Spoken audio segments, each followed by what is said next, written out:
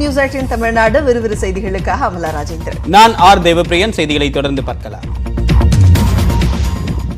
மக்கள் தொகை கணக்கெடுப்பை நடத்தவும் தேசிய மக்கள் தொகை பதிவேட்டை மேம்படுத்தவும் மத்திய அமைச்சரவை ஒப்புதல் அளித்துள்ளது. இதற்காக 12,695 கோடி ரூபாய் நிதி வழங்கப்பட்டிருப்பதாகவும் தேசிய மக்கள் தொகை பதிவேடு தயாரிக்கும் போது எந்த ஆவணமும் சான்றும் பயோமெட்ரிக் பதிவும் கேட்கப்படாது என்றும் மத்திய அரசு தெரிவித்துள்ளது.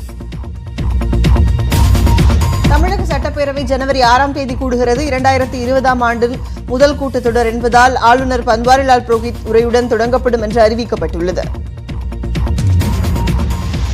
சென்னையில் அனுமதியின்றி போராட்டம் நடத்தியதாக திமுக தலைவர் மு.க. ஸ்டாலின், முன்னாள் மத்திய அமைச்சர் ப. சிதம்பரம் உட்பட 5000 பேர் மீது போலீசார் வழக்கு பதிவு செய்துள்ளனர். குடியுரிமை சட்ட திருத்தத்திற்கு எதிராக சென்னை எழும்பூரில் நேற்று ஆயிரக்கணக்கானோர் பேரணி சென்றனர். சட்டவிரோதமாக கூடுதல் உள்ளிட்ட பிரிவுகளில் போலீசார் வழக்கு பதிவு செய்துள்ளனர்.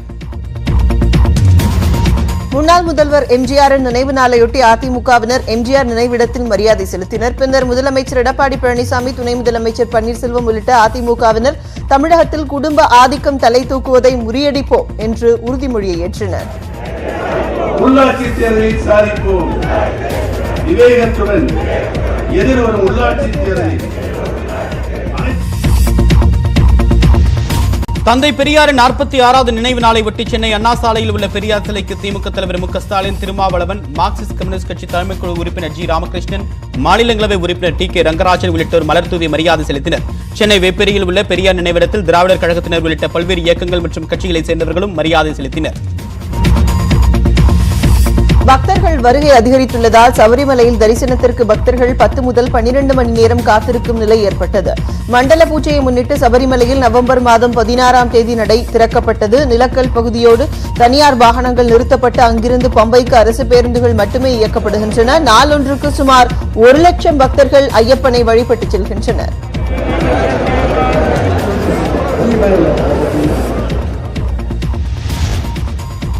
மாநில அரசு விதித்துள்ள 8 விழுக்காடு வரியை திரும்ப பெறாவிட்டால் மார்ச் 1ஆம் தேதி முதல் திரையரங்குகளை மூட திரையரங்கு உரிமையாளர்கள் சங்கத்தினர் முடிவு செய்துள்ளனர். உச்ச நட்சத்திரங்களின் படங்கள் தோல்வியை தழுவும் போது அந்த நஷ்டத்தை நடிகர்கள் மற்றும் தயாரிப்பாளர்கள் ஏற்க வேண்டும் என்றும் கோவையில் நடைபெற்ற சங்கத்தின் கூட்டத்தில் முடிவு செய்யப்பட்டுள்ளது.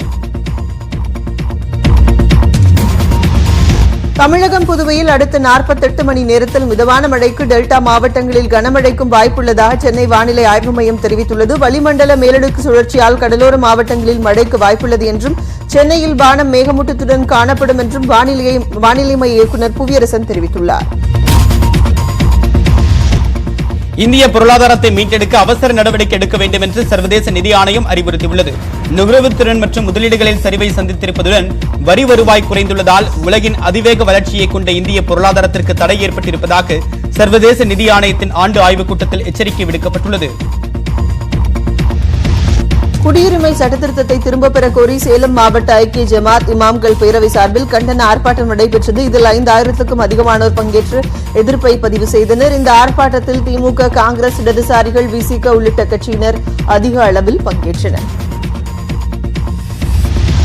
உத்தரப்பிரதேச மாநிலத்தில் குடியுரிமை சட்ட திருத்தத்திற்கு எதிராக நடைபெற்ற போராட்டத்தின் போது உயிரிழந்தோரின் குடும்பத்தினரை சந்திக்க மீரட் சென்ற காங்கிரஸ் கட்சியின் முன்னாள் தலைவர் ராகுல் காந்தி மற்றும் பிரியங்கா காந்தி ஆகியோர் தடுத்து நிறுத்தப்பட்டனர். 3 பேர் மட்டும் சென்று பார்க்க அனுமதி கோரிய போதும் போலீசார் அவர்களை அனுமதிக்கவில்லை. தேசிய குடிமக்கள் பதிவேடு மற்றும் குடியுரிமை சட்டத்திருத்தத்துக்கு எதிராக திரிணாமுல் காங்கிரஸ் தலைவர் மம்தா பானர்ஜி தலைமையில் இன்று போராட்டம் நடத்தப்பட்டது. கொல்கத்தாவில் நடந்த போராட்டத்தில் பாஜகவுக்கு எதிராக திரிணாமுல் காங்கிரஸ் கட்சியினர் முழக்கங்களை எழுப்பினர். மகாராஷ்டிராவில் குடியுரிமை சட்ட திருத்தம் மற்றும் தேசிய குடிமக்கள் பதிவேட்டை நடைமுறைப்படுத்த மாட்டோம் என்று அந்த மாநில முதலமைச்சர் உத்தவ் தாக்கரே அறிவித்துள்ளார். மகாராஷ்டிர மாநில இஸ்லாமிய தலைவர்களை சந்தித்த பின்னர் உத்தவ் தாக்கரே இதனை அறிவித்துள்ளார். கர்நாடக மாநிலம் மங்களூருவில் ஏற்பட்ட கலவரத்தின் புதிய சிசிடிவி காட்சிகள் வெளியாகியுள்ளன. இதில் முகமூடி அணிந்த நபர்கள் கற்கள் மற்றும் கட்டைகளை வீசுவதும் ஆட்டோ மூலம் மூட்டை மூட்டையாக கற்கள் விநியோகிக்கப்படுவதும் பதிவாகியுள்ளது. கடந்த 19ஆம் தேதி நடந்த குடியுரிமை சட்டத்திருத்தத்துக்கு எதிரான போராட்டத்தின் போது 2 உயிரிழந்தனர்.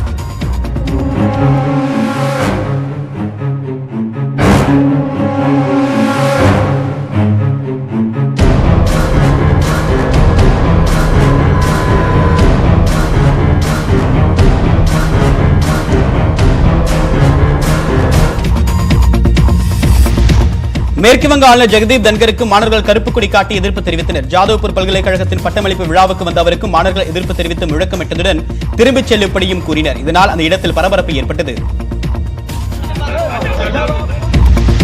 2 நாள் பயணமாக புதுச்சேரி வந்திருந்த குடியரசுத் தலைவர் ராம்நாத் கோவிந்த் புதுச்சேரி பல்கலைக்கழகத்தில் நேற்று பட்டமளிப்பு விழாவில் கலந்து கொண்ட நிலையில் இன்று திருநள்ளாறு சனீஸ்வரன் கோவில் வழிபாடு நடத்தினார். குடியுரிமை சட்டத்திற்கு எதிரான போராட்டம் காரணமாக பலத்த போலீஸ் பாதுகாப்பு போடப்பட்டிருந்தது. அங்கு 144 தடை உத்தரவும் பிறப்பிக்கப்பட்டிருந்தது. குடியுரிமை சட்ட திருத்தத்திற்கு எதிராக நடைபெற்ற போராட்டத்தில் பங்கேற்றதால் சென்னை ஐஐடியில் பயிலும் ஜெர்மனியை சேர்ந்த மாணவர் ஜேக்கப் சொந்த நாட்டுக்கு திருப்பி அனுப்பப்பட்டார். கடந்த வாரம் வள்ளுவர் கோட்டத்தில் நடைபெற்ற போராட்டத்தில் ஐஐடி மாணவர்கள் சிலரும் கலந்து கொண்டனர். அவர்களோடு முதுநிலை இயற்பியல் பிரிவில் பயின்று வந்த ஜெர்மனியை சேர்ந்த மாணவர் ஜேக்கப் லிண்டன்தாலும் பங்கேற்றார்.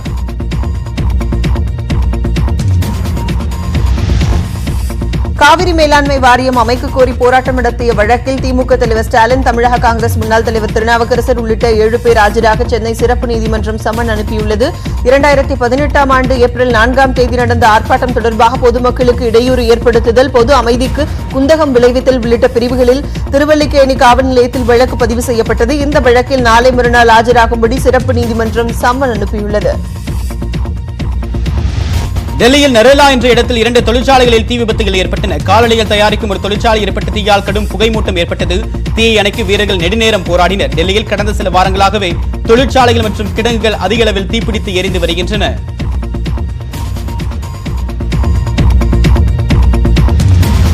மேற்கு வங்கத்தில் பயன்பாடு இல்லாத பழைய விமானத்தை லாரியில் ஏற்றிச் சென்றபோது பாலத்தின் அடியில் சிக்கியது. துர்காபூர் என்ற இடத்தில் பாலத்தில் சிக்கிக் கொண்ட நிலையில் லாரியை நகர்த்த முடியாத நிலை ஏற்பட்டதால் போக்குவரத்து நெரிசல் ஏற்பட்டது. இதனை பலரும் வேடிக்கை பார்த்து சென்றனர்.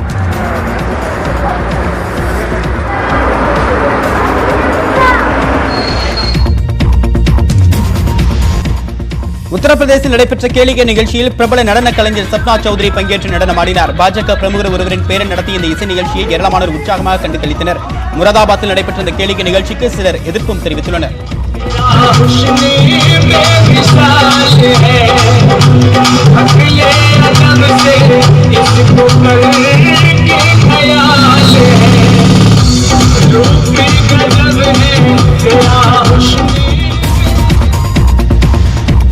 குடியுரிமை சட்டத்திருத்தத்துக்கு ஆதரவாக குஜராத் மாநிலம் சூரத்தில் பேரணி நடைபெற்றது.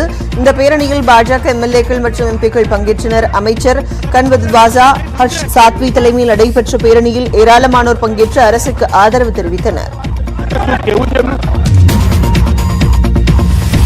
குடியுரிமை சட்ட திருத்தத்திற்கு எதிர்ப்பு தெரிவித்து டெல்லியில் போராட்டம் நடந்ததால் சில இடங்களில் 144 தடை உத்தரவு பிறப்பிக்கப்பட்டது. மந்தி ஹவுஸ் என்ற இடத்தில் போலீசார் அதிக அளவில் குவிக்கப்பட்டு இருந்தனர்.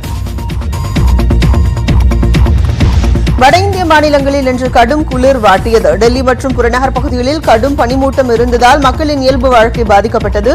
பொதுமக்கள் வீடுகளுக்குள்ளேயே முடங்கும் சூழல் ஏற்பட்டது. பனிப்பொழிவால் அதிகாலையில் நடைபயிற்சி சென்றோரும் சிரமத்தை சந்தித்தனர்.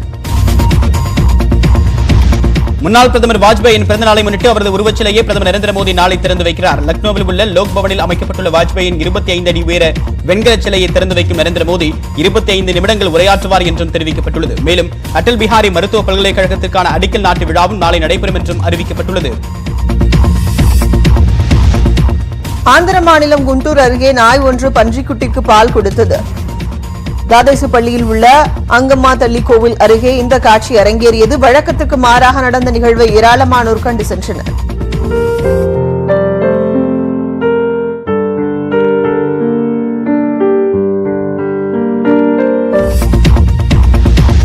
தமிழக பாஜகவின் ட்விட்டர் பக்கத்தில் பெரியார் குறித்து சர்ச்சைக்குரிய வகையில் கருத்து பதிவிடப்பட்டு பின்னர் நீக்கப்பட்டது. இதற்கு கண்டனம் தெரிவித்துள்ள திமுக தலைவர் மு.க. ஸ்டாலின், மரணத்திற்கு பின்பும் மிரள வைத்திருக்கிறார் பெரியார் என்று குறிப்பிட்டுள்ளார்.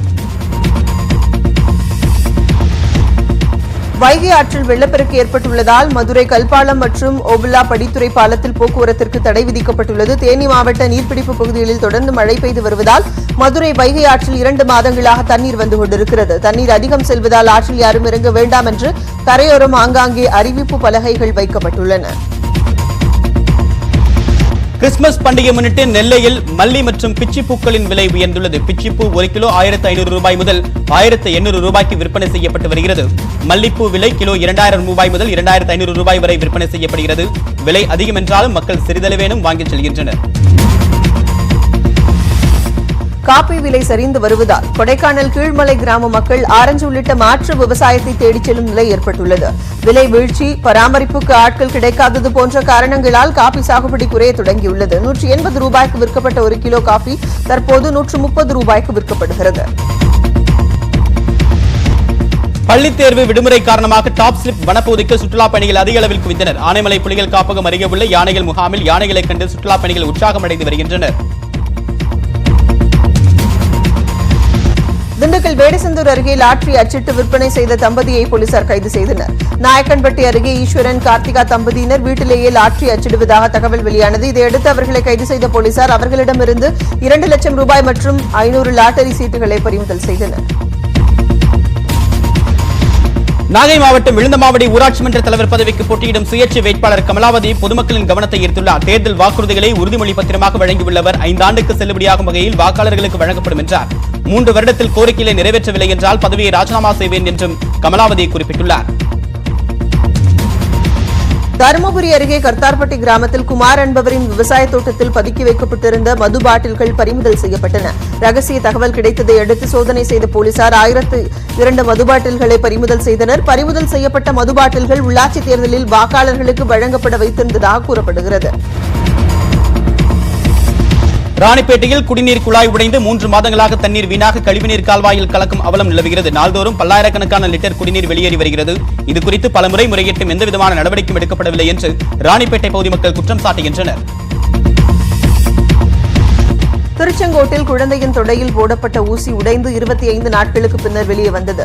எட்டிமடைப்புதூரைச் சேர்ந்த ரமலீலா என்பவர் குழந்தைக்கு தனியார் மருத்துவமனையில் கடந்த மாதம் ஊசி போட்டார். இதில் ஊசி உடைந்து குழந்தையின் உடலிலேயே தங்கியது. குழந்தையின் பெற்றோர் மற்றும் உறவினர்கள் மருத்துவமனையை முற்றுகையிட்டு வாக்குவாதம் செய்தனர்.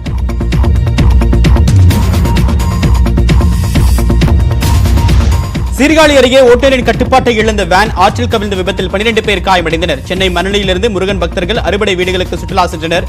சீர்காழி அருகே கோவில் 10 4 பிரிவு புறவழிச்சாலையில் சென்றபோது எதிரே அரசு பேருந்து வந்ததால் ஓட்டுநரின் கட்டுப்பாட்டை இழந்த வேன் சாலையோர கழுமலை ஆற்றில் கவிழ்ந்து விபத்திற்குள்ளானது.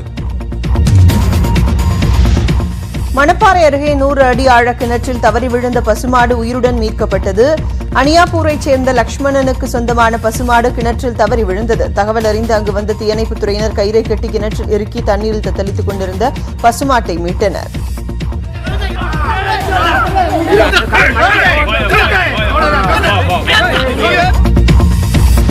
ஊரக உள்ளாட்சி தேர்தல் நடைபெறுவதை ஒட்டி 27 மாவட்டங்களில் வரும் 27 மற்றும் 30 ஆகிய தேதிகளில் விடுமுறை அறிவிக்கப்பட்டுள்ளது. பொதுமக்கள் அனைவரும் வாக்களிப்பதை உறுதி செய்யும் விதமாக அரசு அலுவலகங்கள், கல்வி நிலையங்கள் உள்ளிட்டவற்றுக்கு விடுமுறை விடப்பட்டுள்ளது.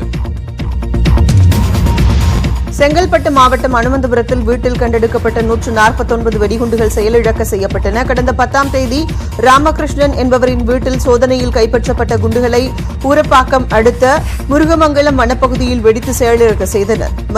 மருதம் வெடிமருந்து குழுவினர் இந்த வெடிகுண்டுகளை செயலிழக்க செய்தனர்.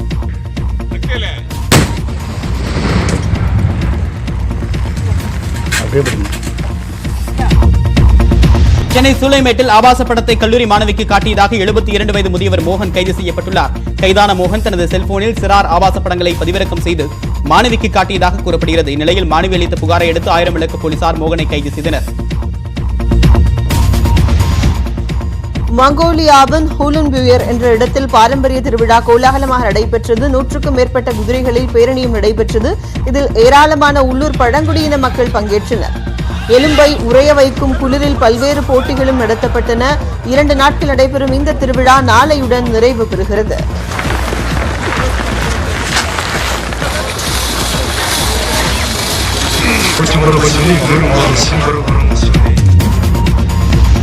ஸ்பெயினில் நடைபெற்ற நிகழ்ச்சியில் கண்ணாடி அறையில் சுற்றி சுழன்ற வீரர் ஒருவர் குழந்தைகளை உற்சாகப்படுத்தினார். சாகசத்தை மேற்கொண்ட நபர் குழந்தைகள் விளையாடும் பந்துகளை பறக்கவிட்டபடி பறந்து சாகசங்களை செய்தார்.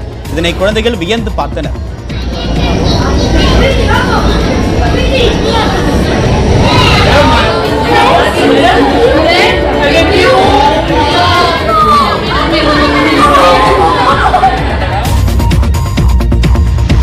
போஸ்னியாவில் பெட்ரோல் நிரப்பும் மையத்தின் மீது கார் மோதியதில் ஒருவர் உயிரிழந்தார். 20க்கும் மேற்பட்டோர் காயமடைந்தனர். செர்பியா நாட்டின் எல்லைப்பகுதியில் உள்ள ஸ்வோர்னிக் நகரில் எரிவாயு பம்பின் மீது கார் மோதியது. இந்த விபத்தில் ஏராளமான கார்கள் சேதமடைந்தன. அமெரிக்காவின் விஸ்கான்சன் மாகாணத்தில் காவல்துறையினர் பனிக்கட்டிகளை வீசி விளையாடி மகிழ்ந்தனர். மன அழுத்தமான பணிகளை செய்யும் அவர்கள் மழலைகளைப் போல ஒருவர் மீது ஒருவர் பனிக்கட்டிகளை வீசி விளையாடிக் கொண்டனர்.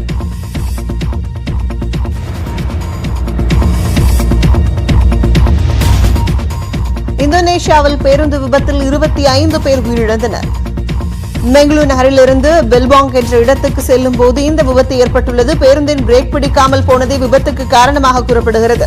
262 அடி ஆழத்தில் விழுந்த பேருந்தில் மேலும் 14 பேர் காயமடைந்து மருத்துவமனையில் அனுமதிக்கப்பட்டனர். மெக்சிகோவில் காட்சிக்கு வைக்கப்பட்டுள்ள குழந்தை இயேசு சிலையை ஏராளமானோர் கண்டு ரசித்து வருகின்றனர். கடந்த 5 ஆண்டுகளாக வைக்கப்பட்டு வரும் இந்த சிலையின் அருகே ஏராளமானவர்கள் புகைப்படங்களை எடுத்து செல்கின்றனர். இந்த சிலையை தயாரித்த குழு அடுத்ததாக கிறிஸ்துமஸ் குடிலில் உள்ள பிரம்மாண்ட சிலைகளையும் தயாரிக்க முடிவு செய்துள்ளனர்.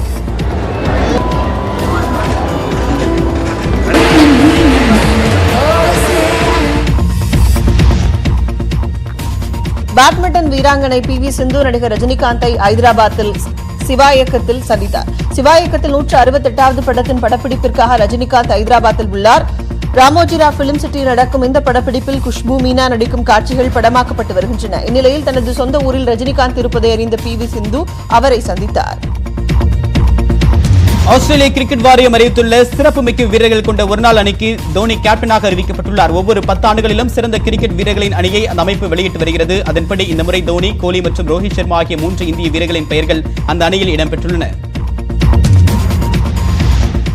பானிபூரி விற்று வந்த தாம் இந்திய கிரிக்கெட் அணியில் விளையாட உள்ளதற்கு சச்சின் அறிவுரை உதவியதாக எஸ்வி செஷ்வால் தெரிவித்துள்ளார். நிகழ்காலத்தை மட்டும் கருத்தில் கொண்டு விளையாடுமாறு சச்சின் தனக்கு அறிவுரை கூறியதால் தான் தனது விளையாட்டில் மாற்றம் ஏற்பட்டதாகவும் அவர் தெரிவித்துள்ளார்.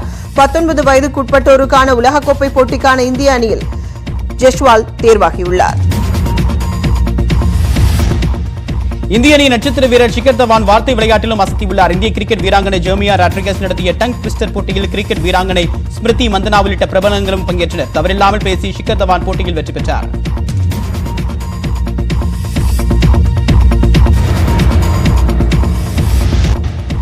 இத்தாலி நாட்டில் நடைபெற்ற உலக பனிச்சறுக்கு போட்டித் தொடரில் நார்வே நாட்டின் விங்ஸ்டன் வெற்றி பெற்றார். ஜெர்மனியின் ஸ்டீவன் லூட்ஸ் இறுதிப் போட்டியில் நூலிழையில் வீழ்த்தி விங்ஸ்டன் மகுடம் சூடினார்.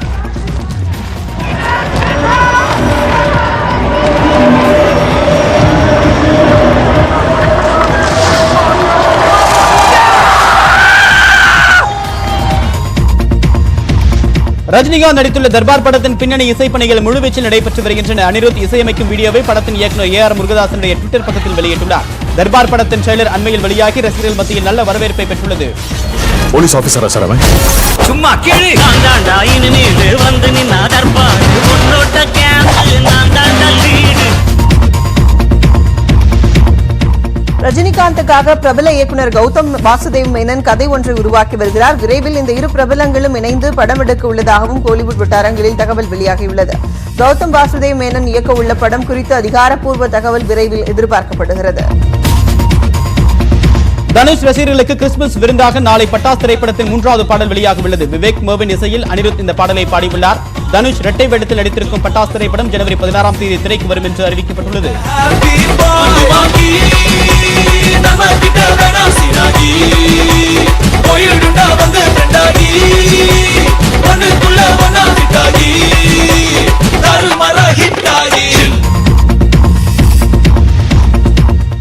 திரைப்படம் 11 விருதுகளையும், மலையாள திரைப்படமான ஹைஜூட் 3 விருதுகளையும் பெற்றிருப்பதை ட்விட்டர் பக்கத்தில் த்ரிஷா பதிவிட்டுள்ளார்.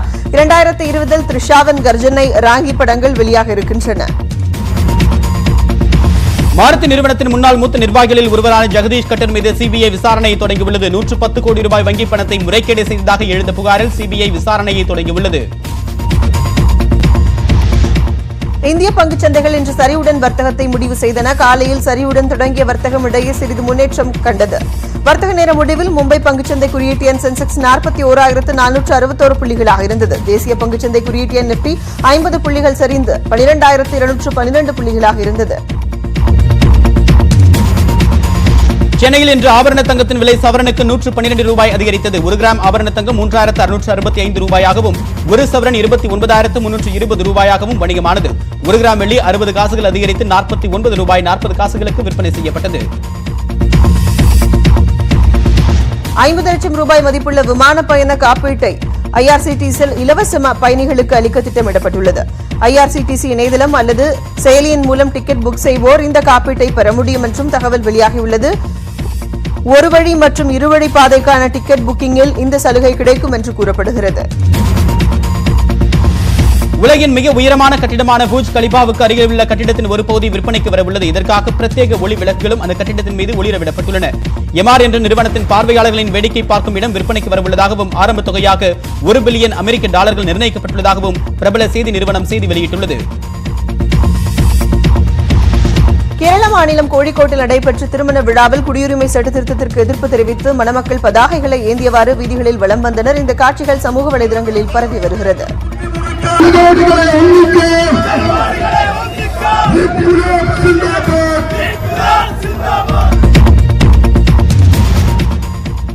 அமெரிக்காவில் கனடிகட் ஆறு ஒன்றில் உறைந்த நிலையில் தண்ணீர் சப்தம் எழுப்பி வருகிறது. பனிக்கட்டிலாக மாறிய தண்ணீர் மெதுவாக பாயத் தொடங்குகிறது. இந்த காட்சியை காண இக்கானம் என்ற கிராமத்தின் அருகே மக்கள் குவிந்து வருகின்றனர்.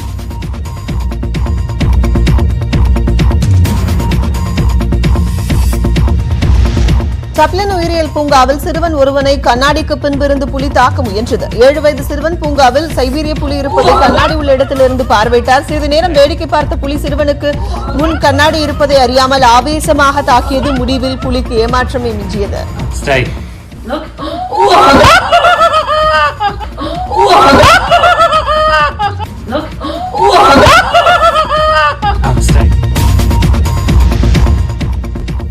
மிருகங்களின் மீது மனிதர்கள் வைத்திருக்கும் அன்பை பறைசாற்றுகிறது இந்த வீடியோ. ஆஸ்திரேலிய காட்டுத்தீயின் கோரப்பிடியில் சிக்கி தவித்த கோலா கரடி ஒன்றுக்கு தீயணைப்பு வீரர் ஒருவர் தண்ணீர் கொடுக்கும் காட்சி நெகிழ்ச்சியை ஏற்படுத்தியுள்ளது.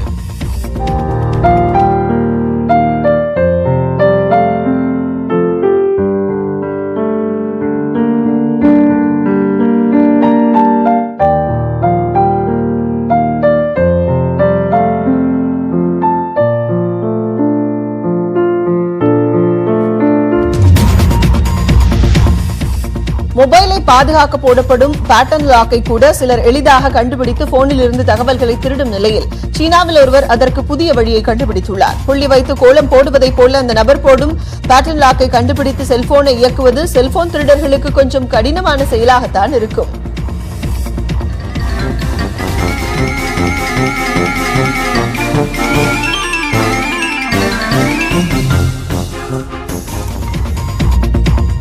மேலும் அண்மை செய்திகளுக்கு தொடர்ந்து இணைந்திருங்கள். இது உங்கள் நியூஸ் 18 தமிழ்நாடு.